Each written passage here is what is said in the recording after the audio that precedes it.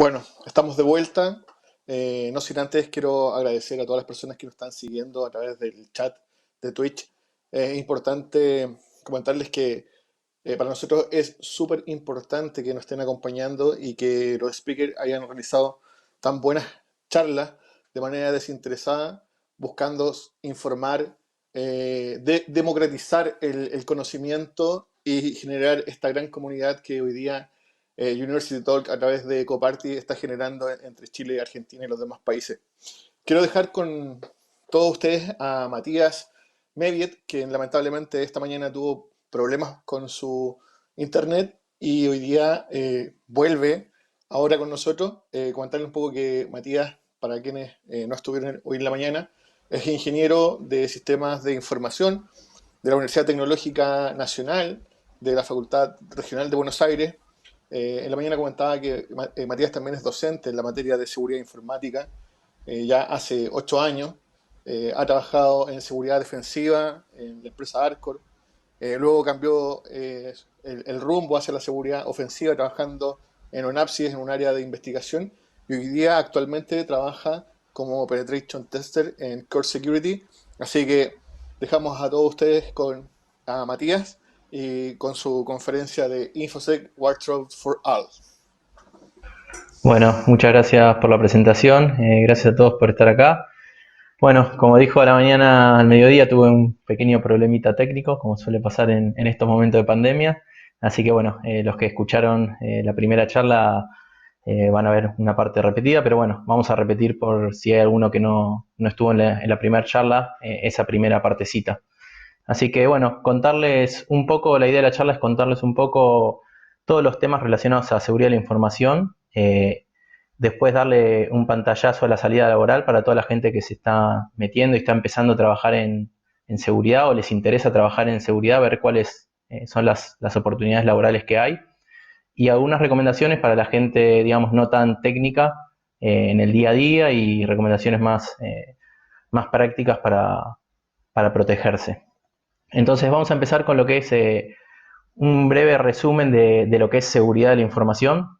Primero que nada, es importante entender los tres pilares de la seguridad de la información: confidencialidad, integridad y disponibilidad, donde lo que vemos ahí es, si imagínense que ustedes tienen un sistema de recursos humanos, lo que va a proteger la confidencialidad es que ese sistema de recursos humanos o los sueldos de recursos humanos sean solamente accesibles por la gente autorizada. Eso es como el primer pilar, que sería la confidencialidad. Después pasamos a la integridad, que es proteger la información como si fuesen los sueldos de recursos humanos, que nadie modifique los sueldos de recursos humanos, nadie que no esté autorizado. Y por último, la disponibilidad, que esté accesible en tiempo y forma según el usuario lo requiera, digamos. Podría ser, por ejemplo, un ataque de negación de servicio, que baja una página o hace un ataque a una página y deja sin disponibilidad esa página. Bueno, ese sería uno de los tres pilares que estaría vulnerando a un usuario. Después, en cuanto a políticas, normas y procedimientos, son también algunos pilares de la seguridad o algunos conceptos que son importantes tener en todas las organizaciones. Las políticas es más a nivel estratégico y dice hacia dónde debería ir la seguridad de la información dentro de la organización. Y ya bajando un poco más a nivel táctico y técnico, serían las normas y los procedimientos. Los procedimientos van bien a detalle, por ejemplo, qué pasa si tengo un incidente de seguridad, cómo lo resuelvo, qué tengo que hacer, el técnico específico que recibe ese reclamo sobre el incidente de seguridad, qué es lo que tiene que hacer.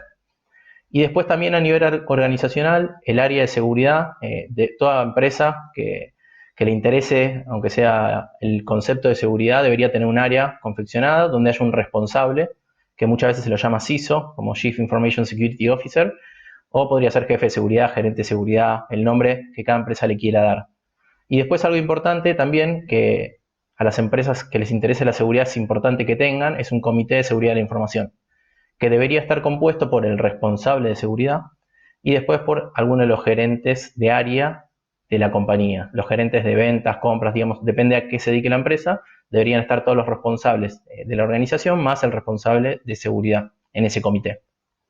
Y después, bajando a los controles que deberíamos hacer en seguridad, o algunos de los controles, los clasificamos por preventivos, detectivos y correctivos. Preventivos es algo que uno previene en el sentido de evitar un ataque, como podría ser un firewall. Un firewall lo que te da la posibilidad es de bloquear direcciones IP, bloquear un puerto, y uno, al bloquear esas direcciones IP o puertos, lo que puede estar previniendo es que alguien entre a ese puerto y lo ataque a través de ese puerto. ¿Está bien? Después detectivo sería, por ejemplo, un antivirus. En el momento que te están haciendo un ataque, detectás el virus o el malware o lo que sea y podrías bloquearlo. Y correctivo podría ser un BCP o un DRP, un Disaster Recovery Plan, que lo que hace el Disaster Recovery Plan es, ante una contingencia, vos salís y tenés un procedimiento, un data center contratado de backup por si se te prende fuego el data center, por ejemplo. Esos son todos los correctivos. Y después dividido en físicos, técnicos y administrativos. Los físicos, como se deben imaginar, son las llaves, controles de acceso relacionados con puertas, biométricos pueden ser, todo lo que esté relacionado con controles bien asociados a lo que uno pueda tocar. Después los técnicos van asociados a todo lo que vemos nosotros en el día a día, los que trabajamos en seguridad más específicamente orientados a la seguridad específica informática digamos, de lo que hacemos la programación y toda esa parte, y controlamos la parte lógica de los sistemas, o atacamos o defendemos, depende de qué lado estemos de la seguridad. Ahí van bien específicamente los controles técnicos. Por ejemplo, podría ser un control a un SQL injection, que es un ataque específico, implementar prepare statement. A un ataque que podría ser de man in the middle, que escucha a alguien tráfico en la red, puede ser implementar criptografía, algún algoritmo criptográfico. Bueno, entonces, y es lo que más vamos a estar viendo el día de hoy. Y después la parte administrativa, que son donde vemos políticas, normas, procedimientos, toda esa parte es más bien administrativo, que a los que somos técnicos no nos gusta tanto esa parte, pero bueno, es una pata también que involucra la seguridad. Después, lo que es gestión de seguridad es un concepto importante que es certificable en las empresas con la ISO 27001, y lo importante ahí es el foco que uno hace, digamos, porque todo lo que es certificaciones uno tiene que verificar algo que uno está haciendo bien. En algunos casos podría ser, por ejemplo, el alta de un usuario, y a través de eso uno ve todos los riesgos que hay detrás de dar de alta un usuario.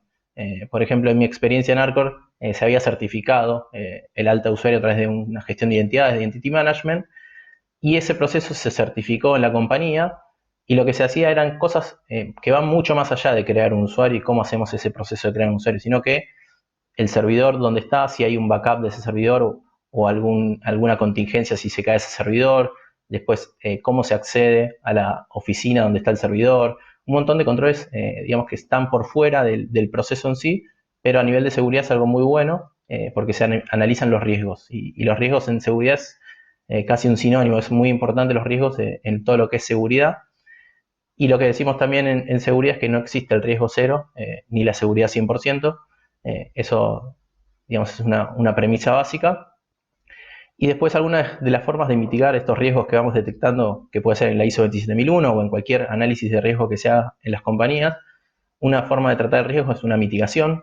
Mitigación podría ser, como les dije antes, implementar una control de prepare statement a un SQL injection, que sería una forma de controlar todas las entradas a los sistemas.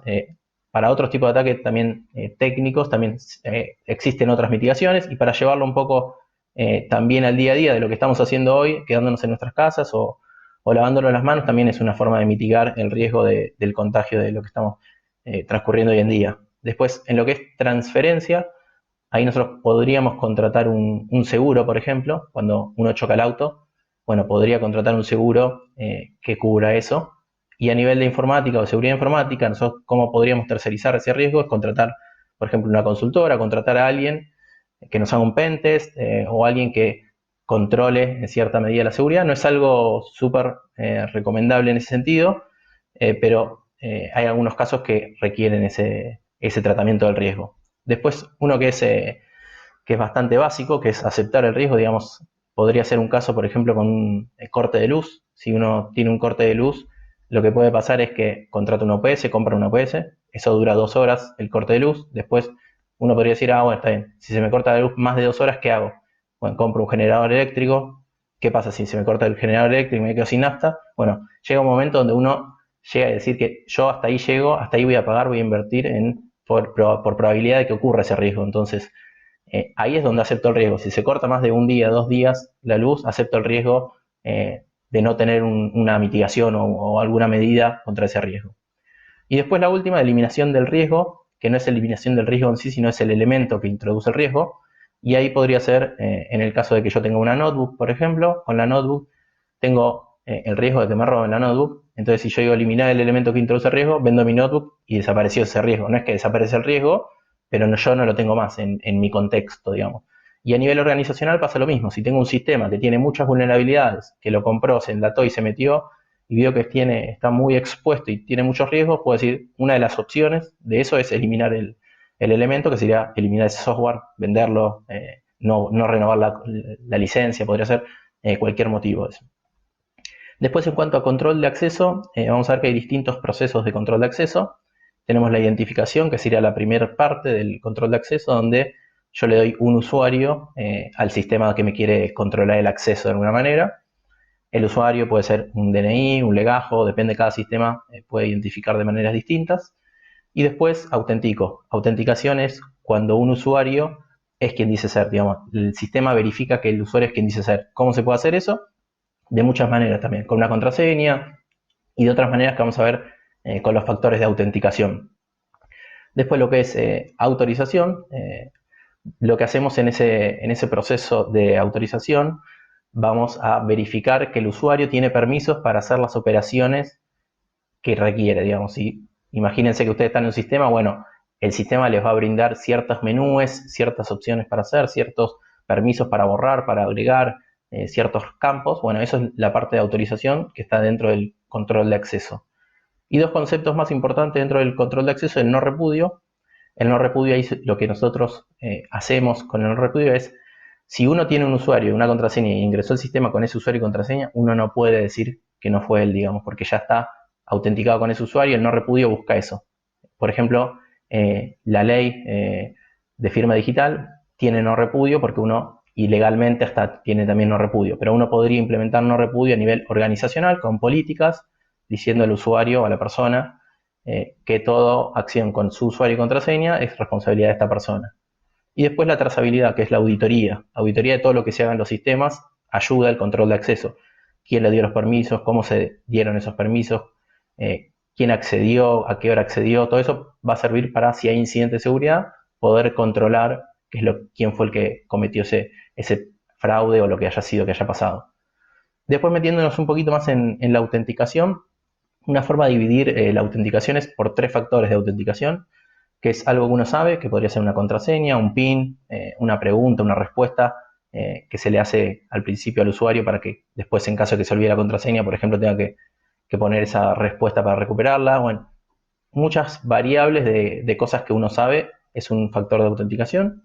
Después, algo que uno tiene puede ser un token, una tarjeta de coordenadas, puede ser un pendrive, hasta un certificado que es un software que está embebido en una computadora. También es algo que uno tiene porque físicamente en algún lado está el certificado, digamos, allá de que son bytes, digamos, es software, pero también se considera que el certificado es algo que uno tiene y es bastante utilizado también en VPNs y también todo lo que es HTTPS, también el uso de certificados.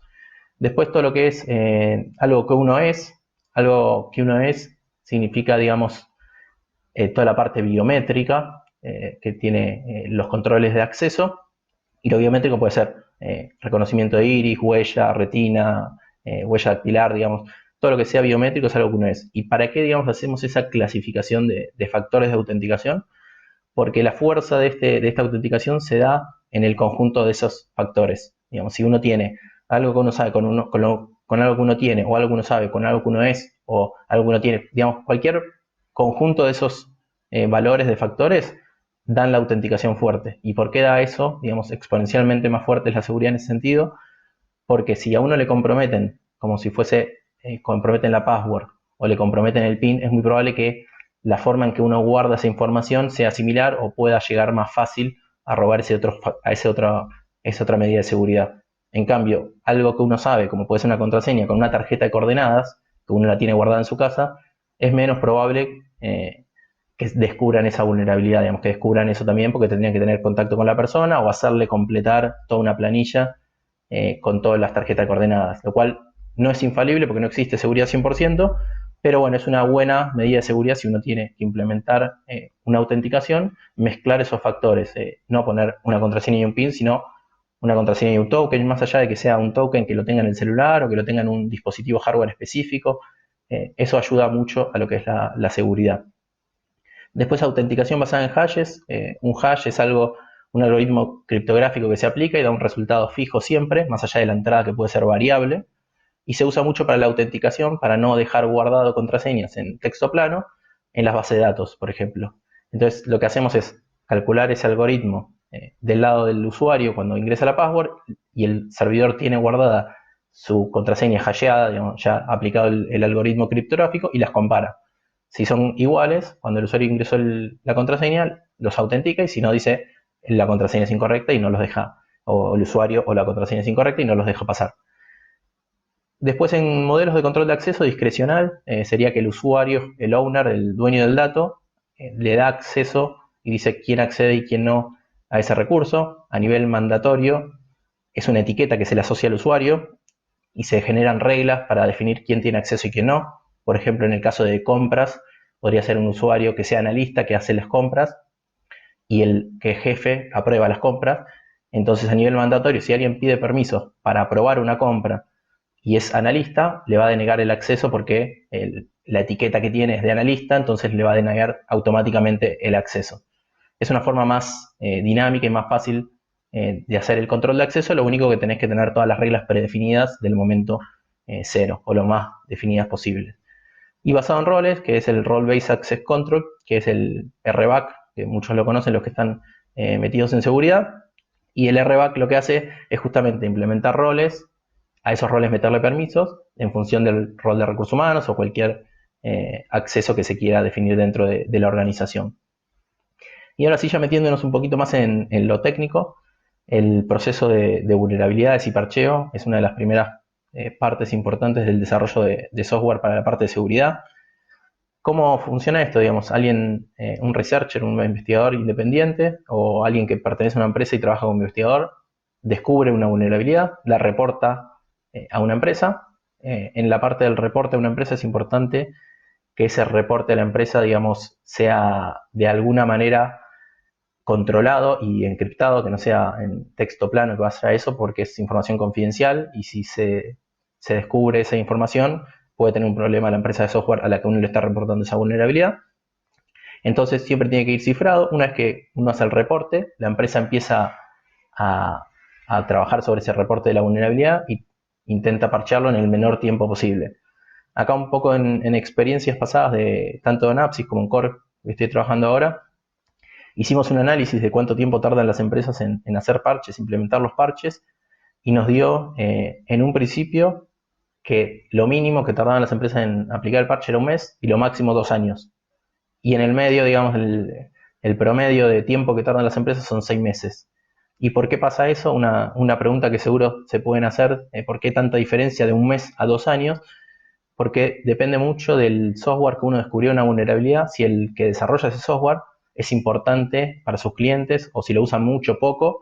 Si es una empresa que vende ese software y lo usan muchos clientes y descubre una vulnerabilidad sobre eso, obviamente que va a tratar de arreglarla lo más rápido posible. Pero si es un software que lo usan muy pocos clientes, ahí es donde nosotros veíamos y vemos el tema del gap de los que pueden tardar hasta 2 años en parchear una vulnerabilidad. Una vez que sale el parche, eso depende de cada empresa.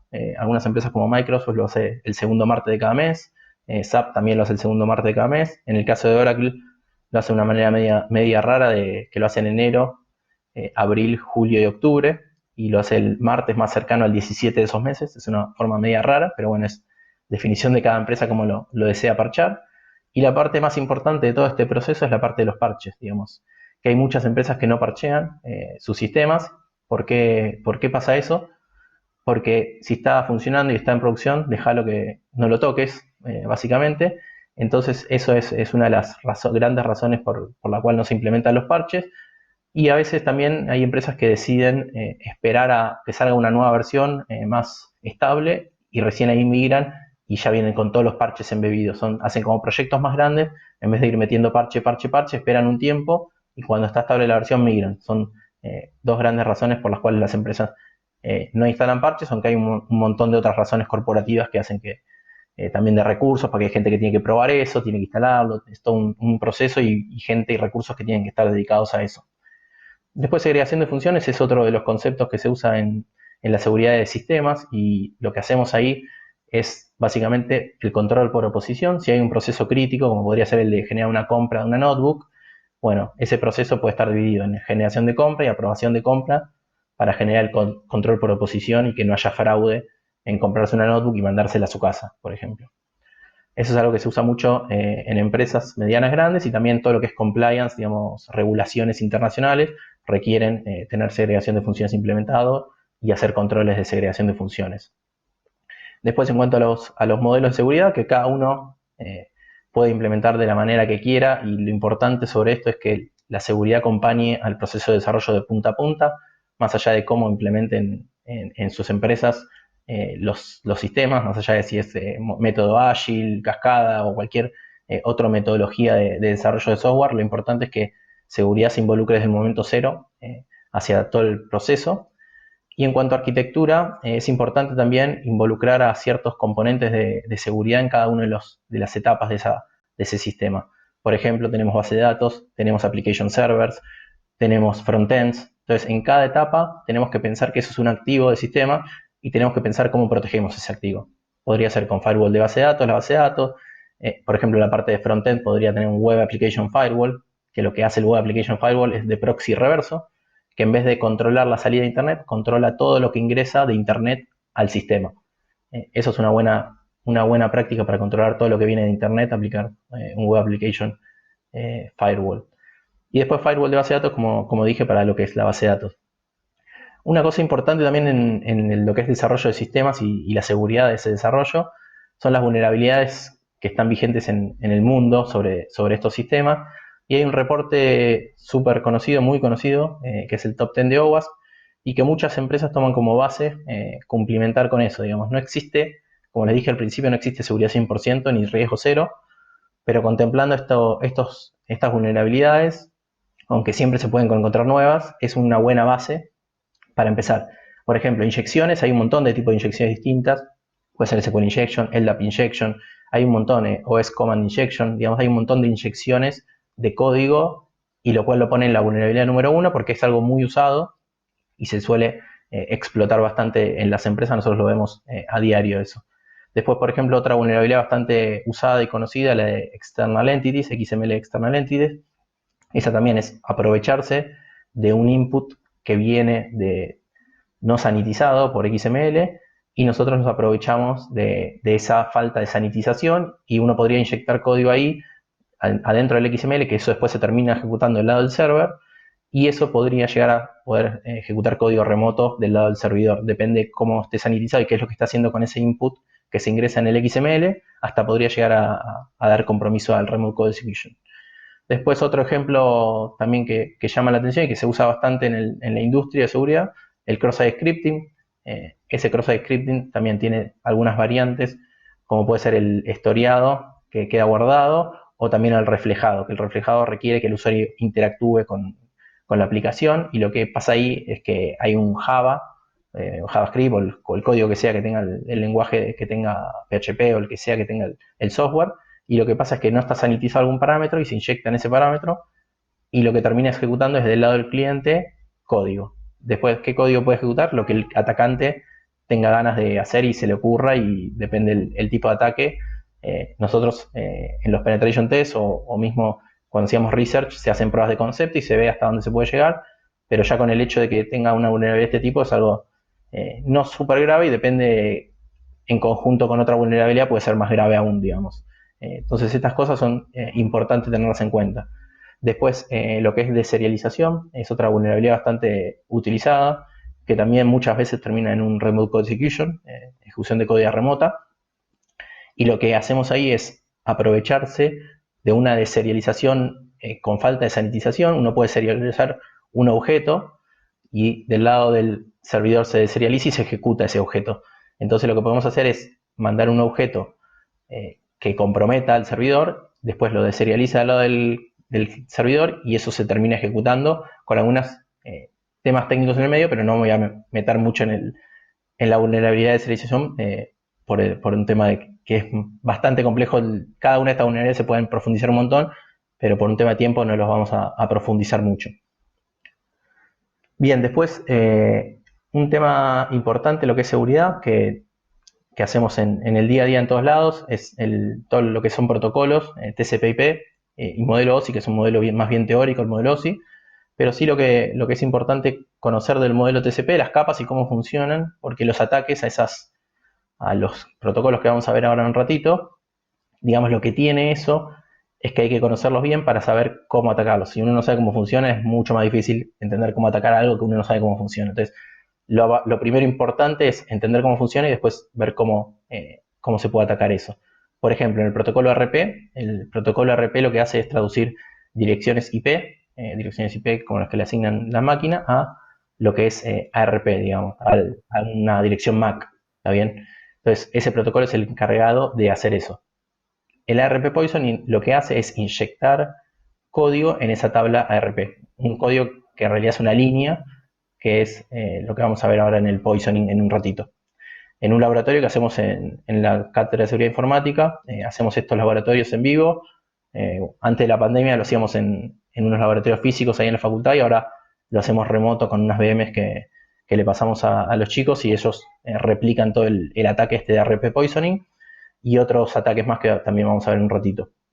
Lo que es el protocolo DHCP, que asigna direcciones IPs a las máquinas que se conectan o a los celulares, tablets, todo lo que esté en la red y tenga una dirección IP, el DHCP lo asigna de manera automática para no tener que el administrador o el soporte, antes se hacía más a mano eso. El DHCP es un servidor o un servicio, se puede instalar en un servidor o compartir con otro servidor y le da la dirección IP, o los routers ya lo hacen nativamente, asignar direcciones IP a los equipos.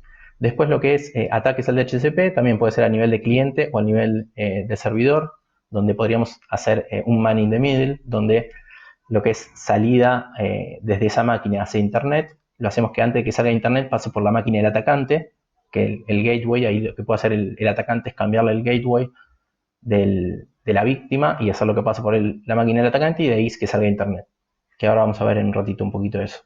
Después, otras dos herramientas de redes que protegen a las redes en nivel de seguridad es Proxy y Honeypot. El Proxy es todo lo que es salida de Internet. Por ejemplo, si ustedes en el trabajo o en algún lugar quieren salir a Internet y alguien les dice esto no está permitido o está bloqueado por tal política, bueno, el Proxy es el que está haciendo esa política y revisa, por ejemplo, si no puede entrar a Facebook o si no puede entrar a YouTube en sus trabajos. Bueno, eso ahora hoy en día a nivel en sus casas, no creo que les pase, no creo que ustedes tengan proxies en su casa, eh, pero si en el día a día laboral, si ustedes están trabajando y ven que algo les deniega el acceso, bueno, el proxy es el que le está denegando el acceso a salir a Internet, probablemente. Después lo que son honeypots es una manera de llamar al atacante, dejar un servidor vulnerable, aislado totalmente de la red corporativa, para encontrar y aprender cómo se hacen los ataques. Y después pasamos a lo que es DNS. DNS es un protocolo que transforma lo que es las URLs, lo que es, por ejemplo, cuando ustedes entran a Google, con www.google.com, eso es una dirección web, eso se traduce a una dirección IP pública que en algún momento Google contrató, digamos. Entonces lo que hacemos nosotros y el DNS es el que hace esa traducción de la URL a la IP pública.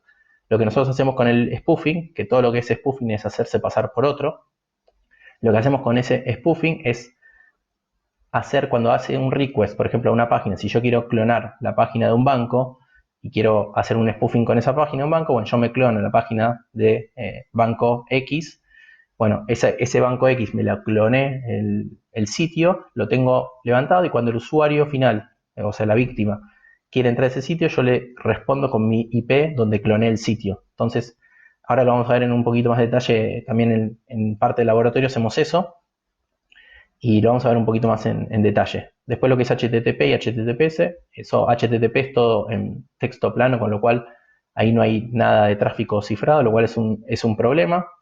Uno piensa que esto ya no ocurre más en la industria, pero bueno, sigue pasando y sigue estando. En un montón de facultades todavía están con HTTP. De hecho, hace poco salió de moda el uso de TikTok y cuando ni bien salió TikTok al mercado, salió en HTTP y salieron vulnerabilidades, salió todo el mundo a hablar de eso, de que estaba en HTTP, y cualquiera, al hecho de ir en HTTP, que ahora lo vamos a ver también como parte del laboratorio, todo lo que uno ingrese va a ser, si está viendo el tráfico de esa red, puede ver todo el tráfico en texto plano, usuario, contraseña, tarjeta de crédito, lo que sea que ingrese en ese sitio, puede ser escuchado por un atacante.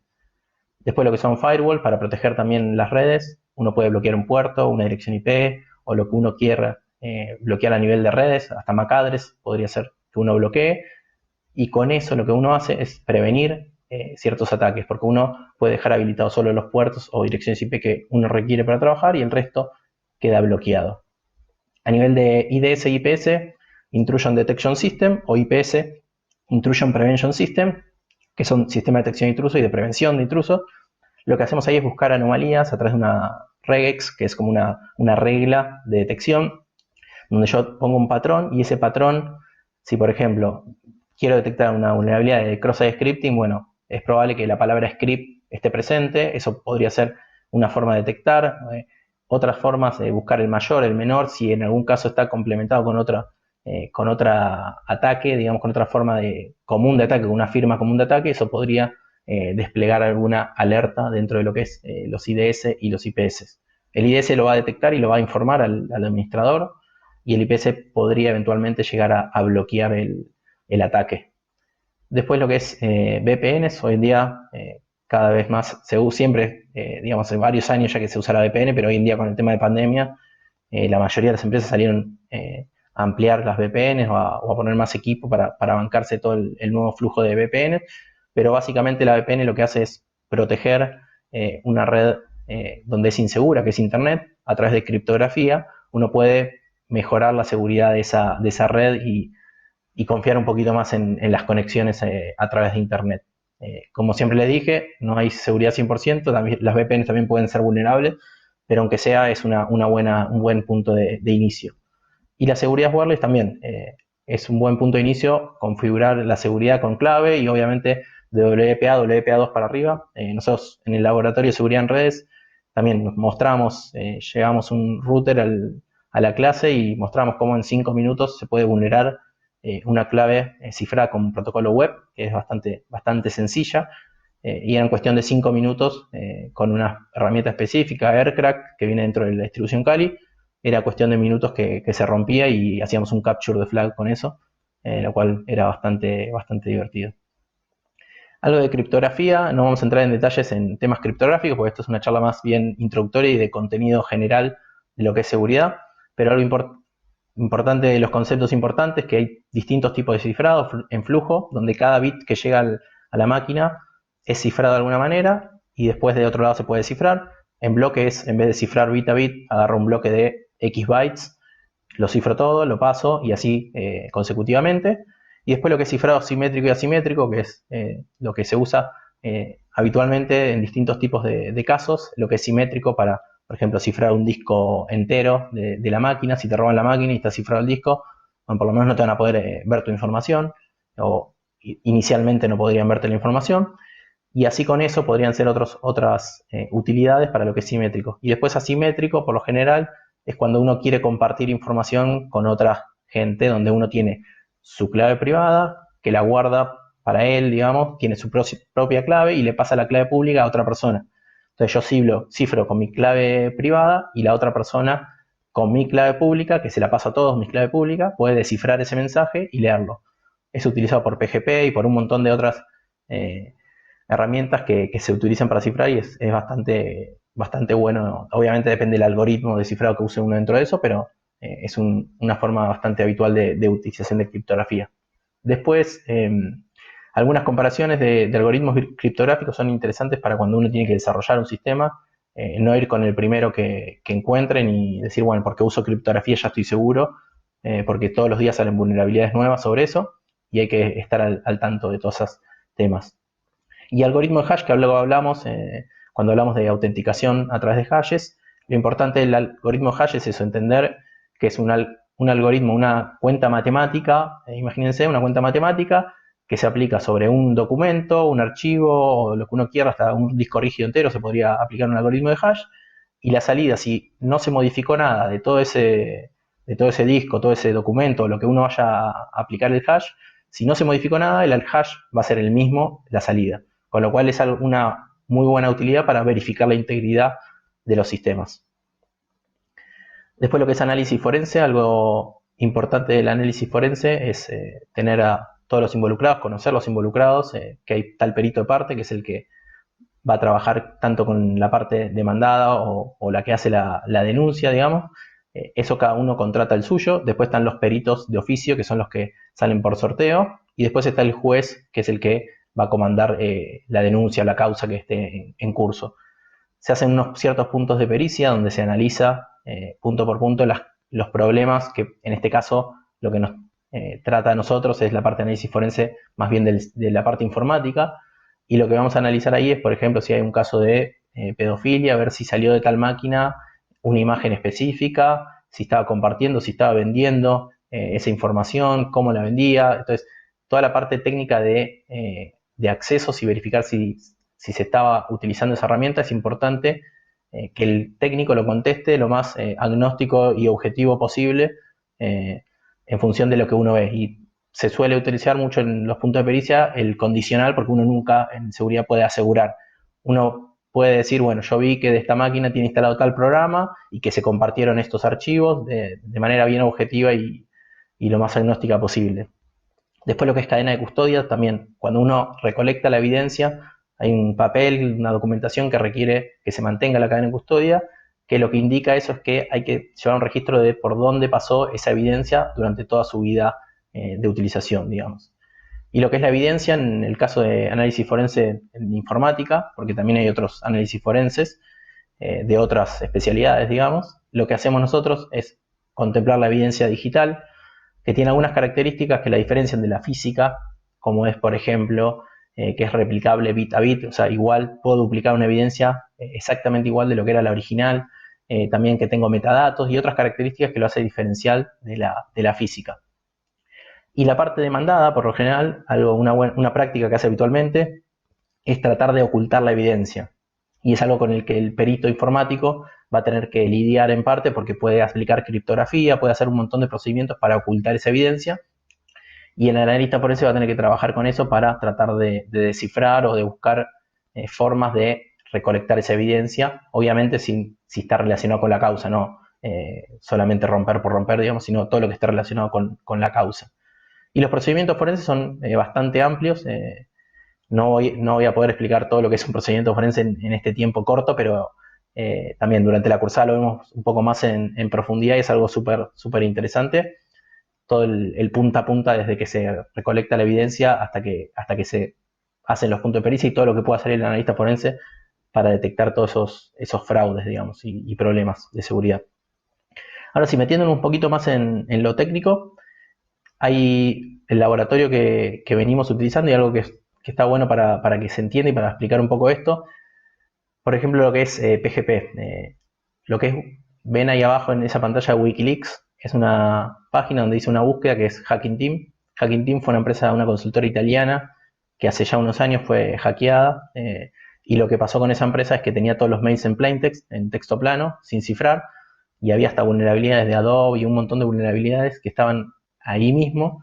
Y lo que pasó es que tuvieron que salir todos los vendors, porque era una empresa, una consultora italiana que hacía inteligencia a organizaciones, a organismos, digamos, públicos y de países directamente, y era información súper sensible. Entonces tuvieron que salir un montón de empresas a aplicar parches a las corridas porque no cifraban sus mails. Entonces, una buena práctica para utilizar es cifrar todos sus mails con PGP, es algo gratis, que se lo pueden bajar OpenPGP, y ahí generan sus certificados, clave pública privada, y lo comparten con la gente que quieran implementar la parte de PGP donde tengan información confidencial.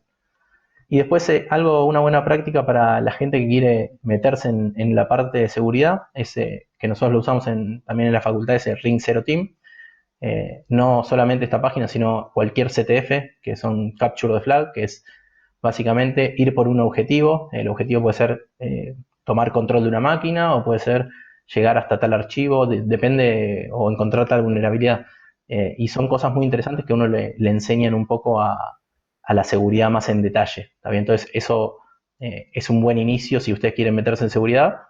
Un buen inicio es empezar a hacer CTFs en la práctica, que van a aprender bastante. Acá sí, ¿cómo funciona el RP Poison? Más en detalle, más bien yendo un poco más técnico todavía y más profundo. Imagínense que de la mitad de la pantalla para abajo es el atacante, que tenemos a un Kali corriendo, y de la mitad de la pantalla para arriba tenemos lo que es la víctima. Fíjense a la izquierda, la IP esa 192.168.0.1 es lo que se llama gateway, en el caso de donde estamos haciendo el ataque y el gateway lo que hace es el que les comenté antes, que es la salida hacia internet o el router que hace salir internet. Lo que nosotros hacemos en este ataque de RP Poisoning, como les dije, que es el que traduce direcciones IP a MAC, le inyectamos la MAC del atacante. Fíjense que coincide, en este ya es cuando fue atacado la víctima, que dice 080027 empieza, y es exactamente la misma MAC address que el atacante.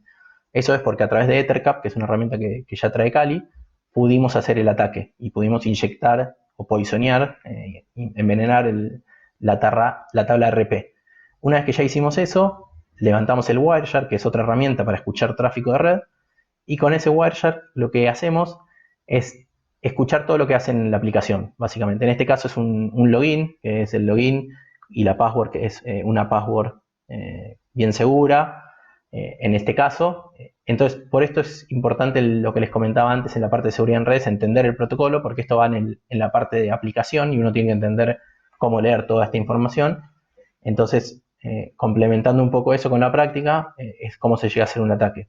Una salvedad de este ataque es que tiene que ser en la misma red donde uno está trabajando. Dentro de una empresa, por ejemplo, alguien interno podría hacer este ataque, y hay muchos escenarios donde se podría hacer este ataque, pero sí una salvación es que uno tiene que tener compromiso primero estar en la misma red que la víctima. Después, en lo que es DNS spoofing, lo que hacemos en este laboratorio y en esta práctica es levantar una herramienta también dentro de Kali, que es una distribución de Linux para hacer ataques y para aprender todo lo que es ethical hacking, que es súper interesante para los que quieren meterse en seguridad. También les recomiendo que se la bajen y la instalen y la usen. Y esta herramienta se llama SE Toolkit, Social Engineer Toolkit. Lo que hacemos acá es un poco de la herramienta para ingeniería social y es para llevar al usuario a loguearse en una página que no es la correcta. Básicamente, si se fijan en la página de la izquierda abajo, esta es la página oficial. Esto es un alumno que nos prestó el sitio gauchito.undp.org y nosotros usamos esa página para clonarla y hacer prácticas dentro del laboratorio. ¿Y cómo funciona este ataque? Lo primero que hacemos es levantar este SE Toolkit, levantamos la página clonada, que son cuestión de 5 segundos. Clonar una página lo hace automáticamente la herramienta. Fíjense que acá hay una ñ que está mal encodiada, digamos mal escrita. Eso lo hago porque ese toolkit lo encodió mal y lo dejamos así a propósito en la facultad para darnos cuenta que donde está accediendo la víctima es a la página clonada específicamente. Entonces, ¿se acuerdan que el DNS lo que hace es traducir direcciones URL a direcciones IP? Entonces, cuando el usuario ingresa en el browser, en el navegador, undp.org.ar, la misma herramienta Ethercap va a contestar el request ese de DNS y le va a contestar con la IP que nosotros quisiéramos. O sea, lo configuramos en el Ethercap a donde queremos que redirija el tráfico y lo redirigimos a la página donde nosotros clonamos el sitio. Entonces, el usuario va a ingresar la password, el usuario y la password ahí, y nosotros lo que vamos a ver es desde la consola de Kali, vamos a ver el usuario en texto plano. Obviamente que esto tiene que ser HTTP para que funcione así, si no habrá que implementar algo más para ver si la parte es vulnerable de HTTPS, tiene un certificado o algo vulnerable para poder atacar la parte de HTTPS, pero en principio si es HTTP uno podría ver todo en plain text. Acá, por ejemplo, un ID de usuario y después la contraseña en plain text. Después algo relacionado con auditoría, que también es importante a nivel de seguridad. Hay algunos riesgos ya propios de la auditoría, como podría ser que se te escape, como acá los monitores estamos auditando todo, pero nadie lo ve. Eso podría ser un riesgo de auditoría, y un montón de riesgos más que hay que tener en cuenta, que no es un proceso que es el único que sirve para aplicar seguridad, sino que es un complemento al resto de los procesos de seguridad. Después, el proceso de auditoría, cómo funciona, es básicamente la gente de auditoría, que puede ser interna o externa como tipo de auditoría, pide todos los accesos digamos, todas las tablas de acceso, todos los usuarios del sistema. El agente de IT o de seguridad o el que esté encargado de esa parte le pasa los accesos y ellos verifican a ver si hay algún fraude o algún problema de seguridad, más allá del día a día que ellos reciben reportes de fraudes. Entonces, por un lado, la auditoría interna, que es la gente que trabaja dentro de la empresa, que puede ser contratada o puede ser mismo empleados de la empresa, y auditoría externa, que se hace cada 6 meses, cada un año, depende de la empresa, que son auditorías que se contratan también para digamos, hacer un control de los sistemas. Y después algo también relacionado con auditoría son todas las normas de compliance o de cumplimiento de normas internacionales, como SOX, por ejemplo, todas las empresas que cotizan en bolsa en Estados Unidos tienen como regulación que tienen que ser SOX compliance, y eso, digamos, es un montón de controles que tienen que trabajar a nivel de auditoría para poder cumplimentar con todos esos trabajos que se necesitan. Y después GDPR, que salió hace un tiempo. En GDPR es para la gente, digamos, de Europa, los ciudadanos europeos, que hay información de ellos fuera de Europa o dentro de Europa mismo. Por ejemplo, si hay información de gente europea en Argentina, en Chile o en cualquier lugar del mundo que exista esa información, bueno, hay que protegerla de una manera específica y si no hay multas que van en contra de la protección, es como la protección de datos, la ley de habeas data nuestra, pero en Europa hay multas y bastante grandes que hasta ahora no tuvieron mucho éxito ni progresaron mucho, pero en un futuro, porque es algo bastante nuevo lo de GDPR, pero en un futuro puede traer un poco más de ruido en ese sentido, porque son millonarias las multas que hacen, y en euros. Bien, después otro laboratorio más que es interesante para que también puedan aprender y una de las recomendaciones también para aprender un poco de seguridad es meterse, más allá de la teoría que uno puede aprender, es meterse y meter manos, es una buena manera de aprender. Esta VWAP es una VM, una máquina virtual que uno la puede instalar, se la descarga de internet y la instala, es un sistema ya vulnerable de por sí, a propósito, y uno elige la vulnerabilidad que quiere probar o que quiere atacar y prueba eso. Es algo súper interesante para arrancar, no son vulnerabilidades súper complejas ni difíciles de explotar, pero es un buen inicio para meterse en la seguridad y aprender un poquito de eso. Otras cosas que vemos en otros laboratorios, también dentro de la facultad, que está bueno para aprender, son los crackmis. Crackmis es como alguna vez habrán visto o se habrán bajado a internet o en algún momento vieron, los cracks es para evadir licencias o para bypassear algún control. Bueno, los crackmis también tienen la parte de seguridad interesante, que uno tiene que encontrar alguna forma lógica de bypassear ese control. Y bueno, lo que hacemos en los laboratorios es reversear el código, ver cuál es cómo está confeccionado eso y tratar, por ejemplo, si hay un jump a una dirección de memoria, bueno, ponemos un no jump o un no que no hace nada, y eso hay maneras a nivel de assembler, que ya es muy bajo nivel, pero hay maneras de bypassear esos controles y nosotros eso lo vemos, que es algo súper interesante. Y también vemos con otras herramientas como DNSPY, que es para todo lo que es .NET, o JDGUI para lo que es Java, también reverseas código y ahí se ve mucho más lindo, en un lenguaje mucho más amigable que lo que es Assembler, pero también sirve para reversear código y analizar vulnerabilidades. Y ya en una de las últimas partes de los temas, como proceso de ethical hacking, que es lo que me dedico yo hoy en día, la parte de pentester. ¿Y qué motiva a una empresa a hacer un proceso de ethical hacking? Básicamente es tener una foto primero del momento de seguridad donde uno está parado en una empresa para saber si su sistema es seguro o no en ese momento y en el tiempo alocado y con los recursos que uno contrate o tenga internamente dentro de la empresa.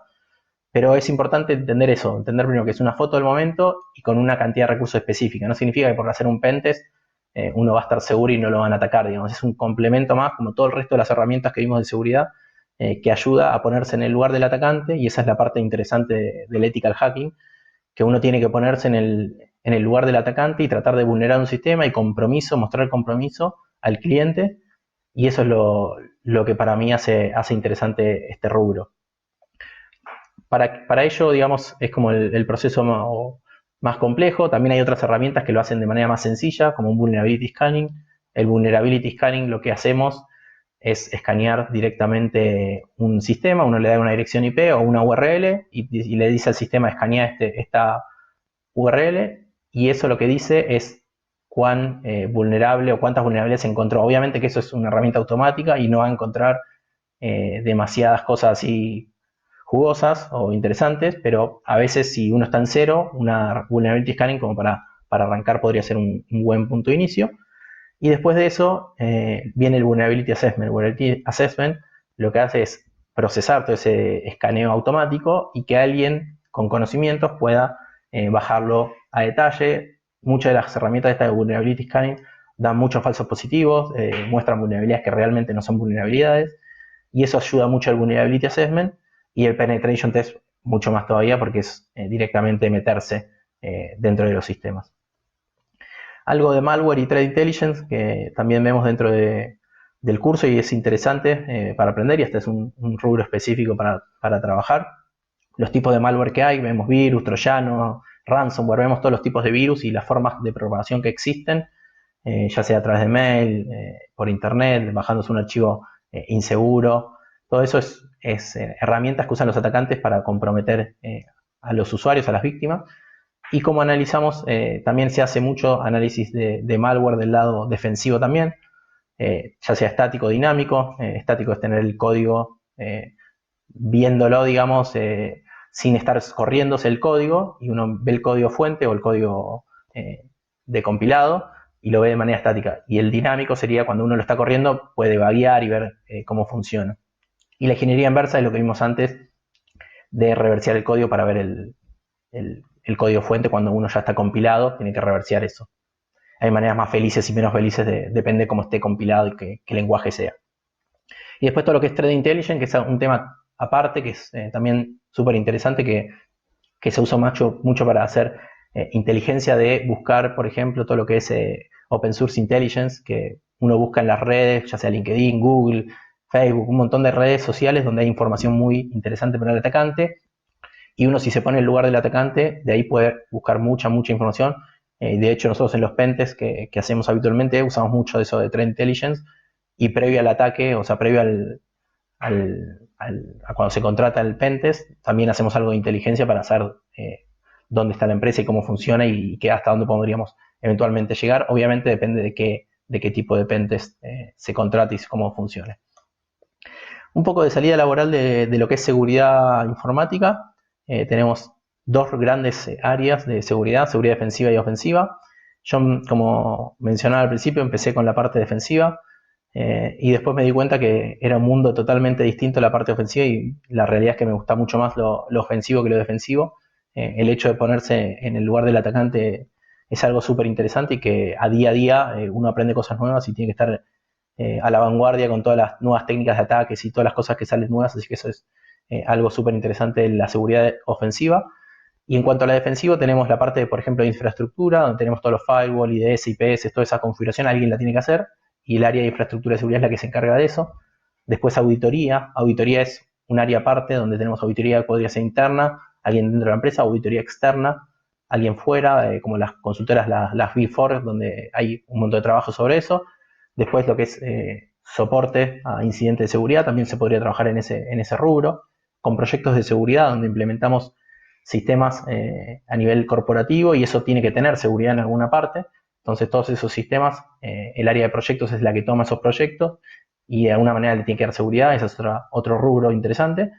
Y todo lo que es Identity Management, que también empresas medianas a grandes, diría de 400, 500 personas empleados en adelante, usan Identity Management como forma de reducir costos y simplificar tareas, porque tiene mucha salta de usuarios y rotación. Entonces Identity Management ayuda mucho a eso.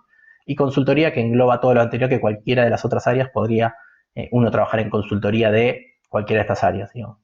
Y a nivel de ofensivo, yo en el principio empecé trabajando como researcher en Onapsis. Es algo también muy interesante, donde uno busca vulnerabilidades, las reporta. En el caso puntual mío, se implementaba en un sistema específico de la empresa, y a los clientes se le hacían escaneos sobre esas vulnerabilidades. Y después, como les dije, ahora estoy como penetration tester, que la diferencia ahí es que vas directo al cliente y tenés trabajos de una semana, 2 semanas, o podría ser un mes o meses, depende del proyecto cuán grande sea. Pero lo bueno de esto de la parte de Pentest es que ves todo el tiempo tecnologías nuevas, proyectos nuevos. Nosotros pentesteamos aplicaciones mobile, aplicaciones web, hardware, digamos, todo lo que hay en el mercado de sistemas en la empresa se hace.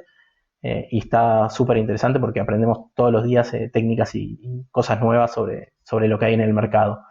Y otro rubro súper interesante que salió ya hace unos 2 3 años, diría, o capaz un poquito más, es lo que es Bug Bounty. Bug Bounty es una forma de que un investigador de manera independiente o corporativa pueda pagarle a ellos por descubrir una vulnerabilidad. Digamos, es un trabajo por objetivos, donde el objetivo es encontrar vulnerabilidades y mostrar compromiso al que el proyecto que uno está. Y ahí hay empresas como Microsoft, Google, Facebook, que pagan por eso, pagan bien en dólares, digamos, pagan bastante plata por las vulnerabilidades. Obviamente que para encontrar algo uno tiene que dedicarle tiempo, y no es que regalan la plata tampoco, pero es importante que es un rubro que está en crecimiento y que va a seguir en crecimiento desde mi punto de vista, y es algo que uno puede hacer de manera independiente y empezar también desde cero si le interesa la seguridad, aunque son temas capaz más complejos. Uno puede empezar por bug bounties hasta que ir de manera gratuita y después ir a los pagos. Y para eso les recomiendo, hay algunas páginas de bug bounty, o googleen bug bounty o busquen HackerOne, Bugcrowd, son algunos de los sitios que ofrecen estos servicios de bug bounty sobre otras empresas. Y después consultoría de lo anterior, lo mismo que dije sobre seguridad defensiva. Ahora pasamos a la última parte de la charla, que es donde hablamos más para usuarios finales, digamos, que sé que el público es bastante dispar en esta charla, con lo cual dije, voy a poner una parte final de recomendaciones, buenas prácticas de seguridad en general. Y acá un poco es respecto a la primera recomendación, tener mucho cuidado con los mails. Cuando uno recibe un mail, desconfiar de por sí, no hacer clic en los mails rápidamente, sino que antes de hacer un clic pensarlo 10 veces sobre un mail, sobre todo, y ahora vamos a ver otros casos también. Por ejemplo, acá les muestro que esto viene de Visa Home, Diego Sánchez, @buzonejercito.co, con lo cual ahí ya me da un poquito que desconfiar. Y después, si uno se para sobre recuperar acceso acá abajo a la izquierda, se ve bien chiquitito, pero se ve, está la URL que te redireccionaría si vos hicieras clic en ese lugar.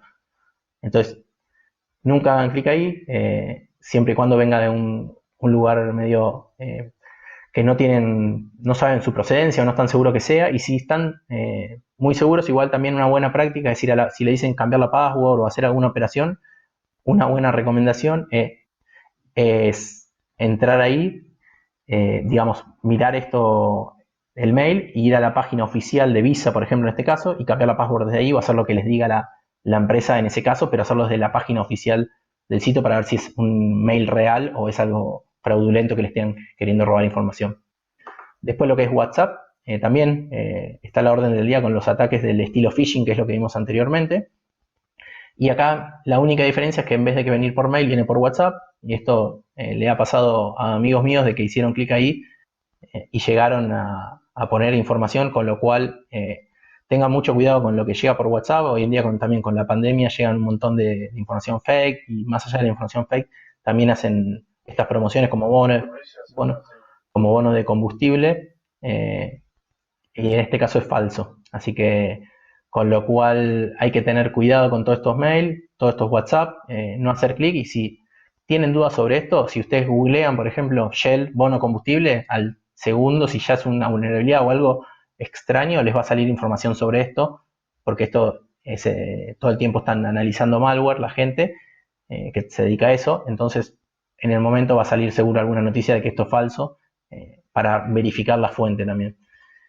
Después, backups, periódicamente es una buena práctica también a nivel genérico para hacer controles y evitar ciertos tipos de ataques, más allá de evitar tener alguna remediación que no lleve a un problema más grave, digamos, como los casos de ransomware, que todavía siguen habiendo casos de ransomware. También tengo conocidos que les ha pasado hace 1 o 2 semanas que fueron atacados por un ransomware y tuvieron que cerrar la planta directamente por un caso de estos de ransomware.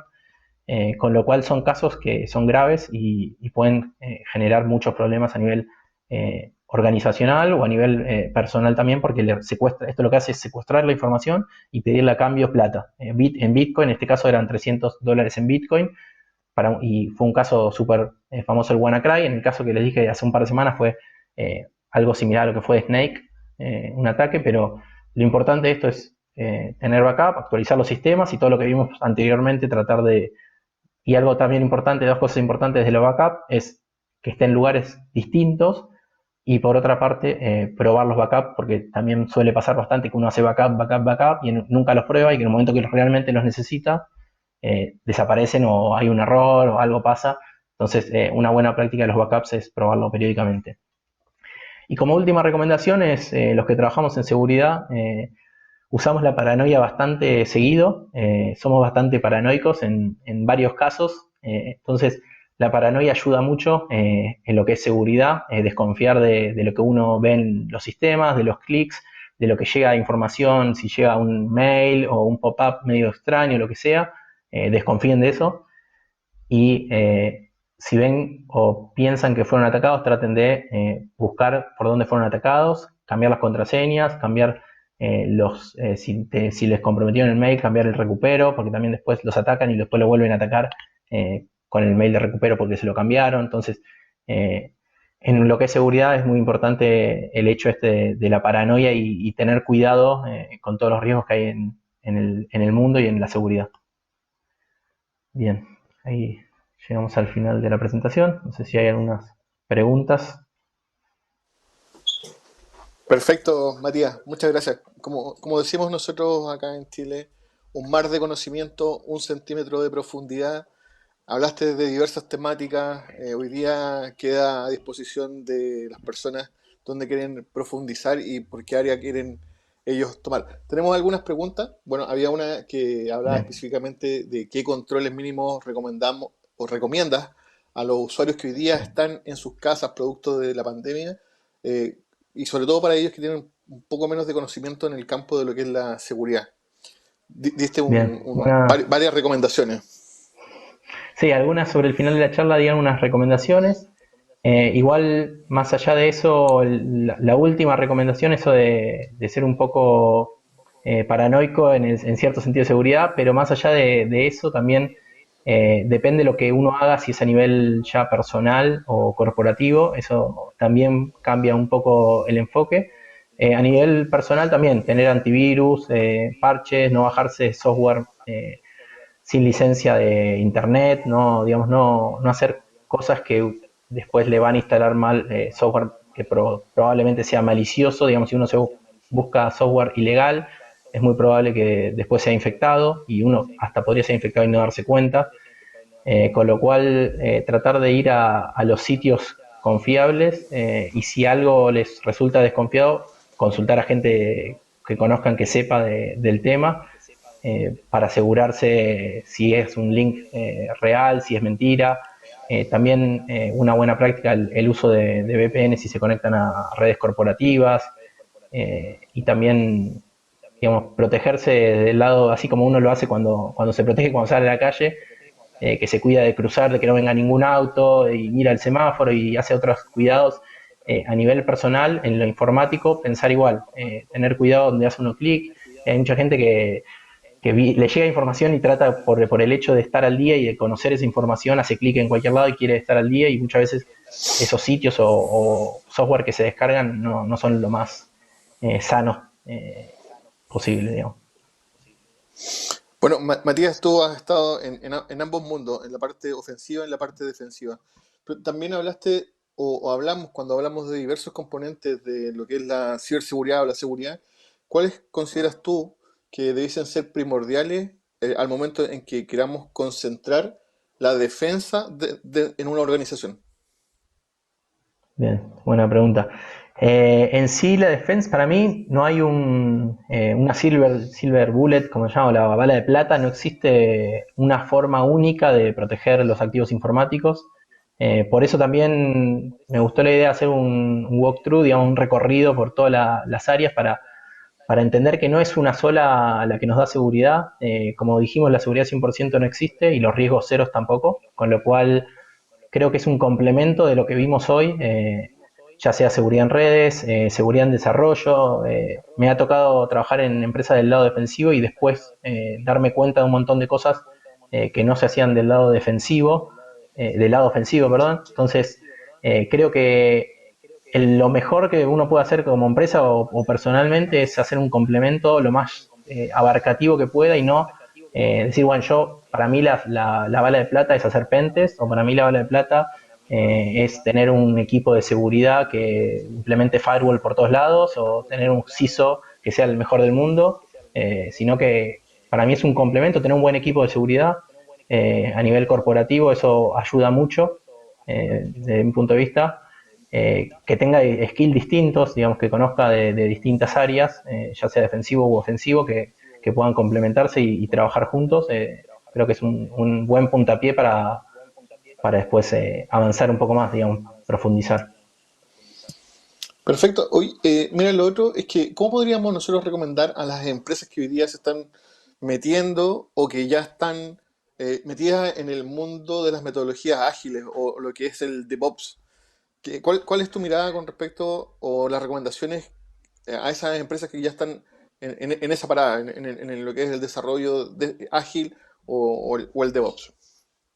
Sí, hay una rama que de hecho no lo puse en la salida laboral, pero es una rama que está saliendo mucho hoy en día, que es la de SecDevOps, que es seguridad en los DevOps. Y la realidad es que es algo súper interesante. Es como meter a alguien de seguridad dentro del desarrollo, en el proceso de desarrollo, y que creo que es súper importante.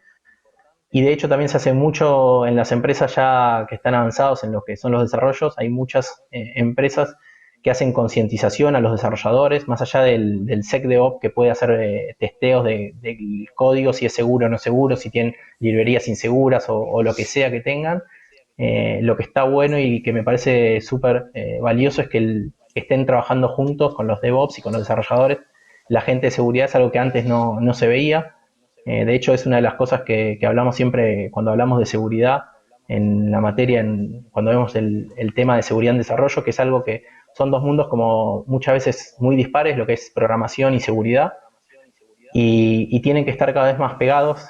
Por lo menos del lado ofensivo yo lo veo así, eh, y en el lado defensivo capaz un poco menos, pero sí del lado de desarrollo creo que tienen que estar muy cerca, porque nosotros lo vemos en la facultad, que tenemos ingenieros que se reciben sin haber hecho un curso de seguridad.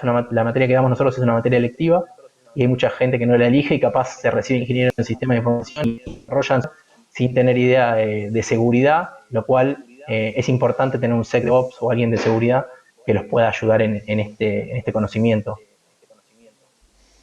Perfecto. Mati, hay más preguntas de la gente que está en Twitch. Nos preguntan cuál es tu opinión con respecto al uso de Tor y si lo estás recomendando para el uso cotidiano durante la cuarentena. Si vale realmente la pena o no utilizarlo. La realidad es que depende para qué uno lo quiera usar. Diría, si uno no depende, para si uno quiere ver un video o quiere hacer, no sé, ver los mails o hacer algo así no tan sensible, capaz no es necesario. Pero si uno quiere hacer algún ataque o algunas cosas, algunas pruebas más técnicas y ofensivas, ahí capaz aplica más, o el uso de VPNs también aplica. Entonces depende mucho del uso de cada uno, y si están pensando en usar Tor es porque ya algo de conocimiento tienen, y creo que va a depender mucho de la actividad que van a realizar, si lo van a usar o no Tor o VPNs o lo que uno vaya a usar. Perfecto. Oye, y nos queda aquí la última pregunta. ¿Cómo podemos empezar a concientizar a las personas acerca de la seguridad informática antes que ellos se den cuenta por las malas?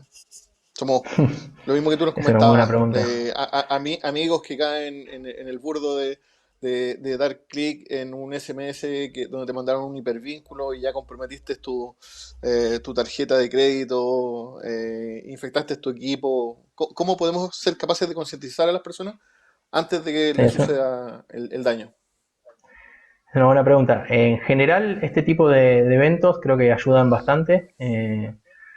Por ejemplo, acá la Ecoparty ya hace varios años, 15, entre 15 y 20, ya no sé cuántos van, que se hace el evento este de seguridad, y ayuda mucho a concientizar las conferencias. Y más allá de eso, también la gente cada vez toma más conciencia porque lo ve en amigos, o lo ve en los diarios, o lo ve en la tele, que hay problemas de gente que fue atacada, o que le robaron plata, o que le implementaron un ransomware y no pueden usar la máquina.